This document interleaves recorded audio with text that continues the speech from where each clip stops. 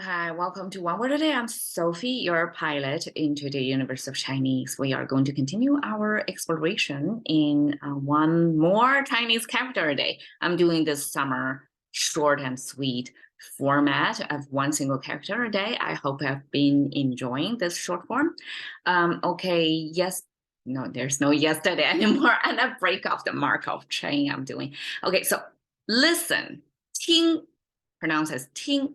Is what I'm doing today. And I want to highlight this character because it shows the ancient wisdom about listening, of what involves in listening. As you can see here, this is a complicated character in traditional Chinese.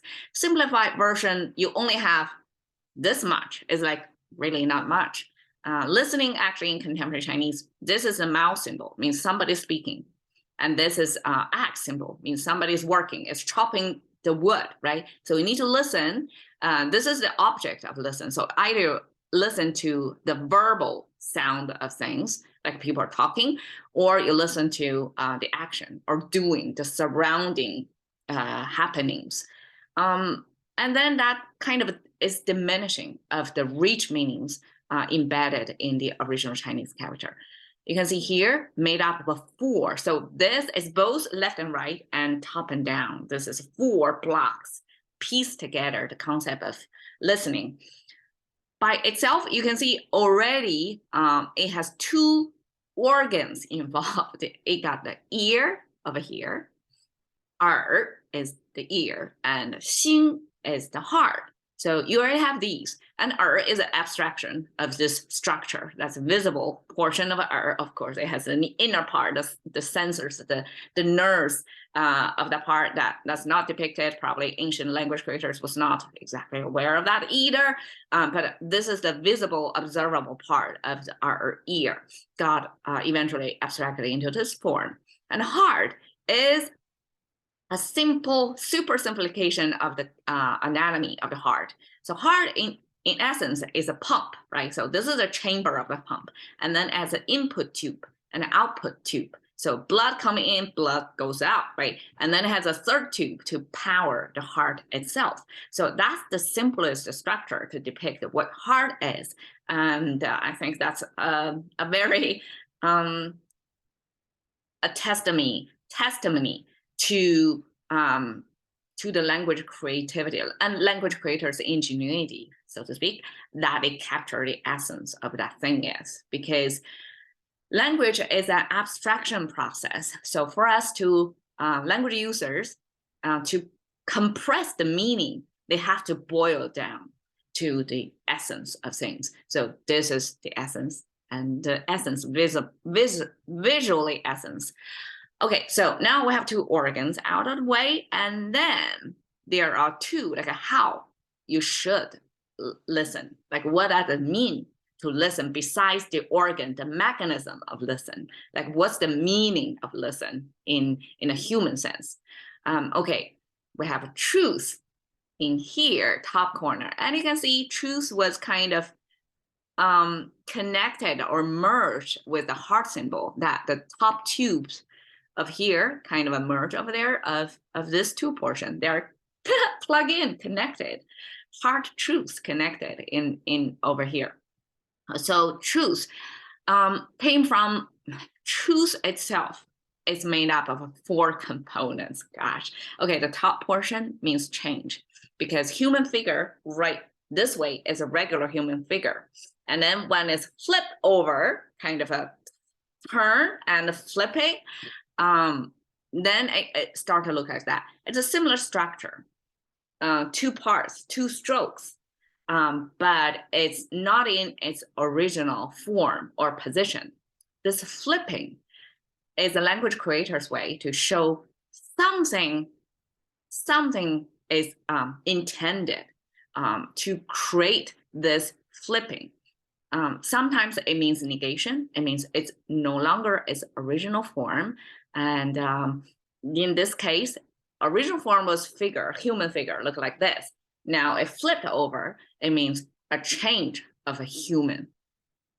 human change, I guess that's a very observable. Like for all language users, we can see a person change over time. And then that eventually represent change. And then we have we have in the middle, the eyeball. You can see a different way of rendering eyeballs. So either diagonal lines or horizontal lines. This is a simplification, super simplification of eyeball. So that means vision of that, right? And then we have this bottom left corner, that means low ground. And then we have two little legs dangling over there. Legs means walking, means doing, right? Means going to places. So here the whole thing is you put your eyeball in there, means you're observing changes and to find out, like examine the ground level change. It's not hearsay.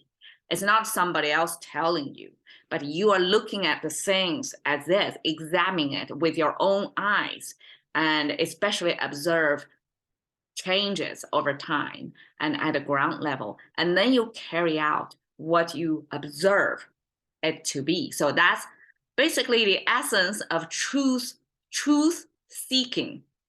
So I encourage you to see, to have the true vision of things, observe things over time to see the change, and also act upon what you learned, what your truth discovery, right? So that's truth definition in Chinese. Now, heavy. I use heavy over here because I couldn't find the corresponding character look like this in our original form. And in this character, if you look only this, it means a human figure. Again, it's this, but because it's a vertically stacked up, so kind of squashed, flatter, is a human figure standing on top of soil. And that, in my book of definition of after over 1.5 years of doing this, I kind of can see the connection over there. So if a human standing on top of a soil, of course, it came from the agrarian society's most common practice, which is a person is farming, is standing on top of soil, because soil in Chinese definition is, this is a ground level. This is a plant growing. And then there is a second horizontal line at the very bottom. That's an indicator to show that here is what we're talking about.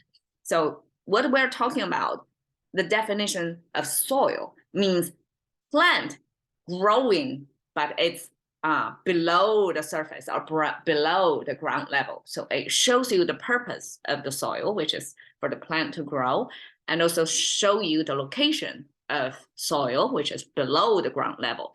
That's a Chinese definition of soil. And so a person standing on soil basically is a person standing on farmland, right? And that's a definition of presence, like somebody who is present ready to do the work. And here is the concept of heavy, which is describing, like, to have two more Chinese icons in that describe the sun. This is the sun rising up behind the tree trunk. So it signifies the timing of the day, which is a dawn. So at dawn time, a person standing on top of soil, that's the kind of presence.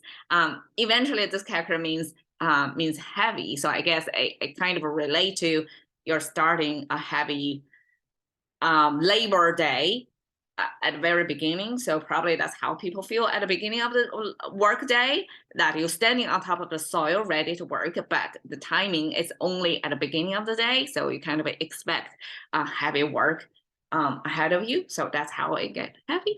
We don't exactly know, but this is a heavy icon. And I'm just extracting that to show you this means a person standing on the soil, means you're present, you're ready, you be there, you're ready to work. So now we have both organs, truth seeking and the presence. That four icons make up of the concept of listening, because you need to listen with the heart and ears both, right? And listen is a truth seeking activity, because it's not just you with eyeball, it's not visual truth seeking alone. Listening is a big part if not more important part of truth seeking. And then you gotta be present. You gotta be there, ready to do the work, right? That's the requirement of how you can listen, because most of the time we're not present. We're there, but our we have our organs there, but our mind was not there. So not present, it's not effective listening either. So here, emphasizing present, be there, and truth seeking, listen with both ears and heart. And that is the essence of listen. So in English, it can be translated as listen to, hear, right? And then obey. So this is something interesting because we have 从 this character to add after 听. 听从 means you listen, you got the message, and then you follow what you do, what's said to you. Then that's obey. And here, heed means pay attention, right? Of course, we have this presence and truth seeking in this character, so that makes sense. Heed and let. So I guess let come from kind of related to this obey, like because you listen, you let the message to sink in, you allow somebody to speak to you and you take that message. That's what let in English implies, right? And this is why listen was also used in there. So now you see this ting and can as a noun, simply because there is a connection in pronunciation. You see here, ting, we have the G at the very end, which means a deeper nasal sound over there. And it's the closest Chinese character that sounds like ting.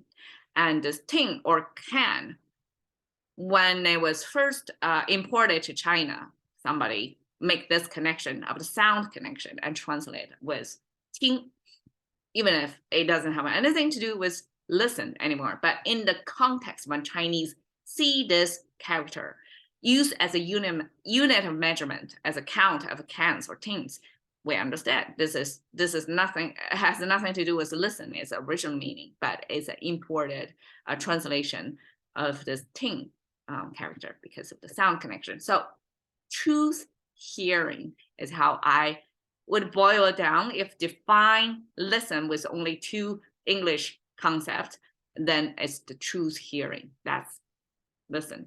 And here I put this 3L words. That's kind of capture the principles to go through life. If you listen and if you learn and love, that will almost like guarantee a fulfilling life to a good extent, right? So you can see listen is the first one coming on top of everything. And that also shows the importance, like in both cultures, English and Chinese, both cultures recognize the importance of listen.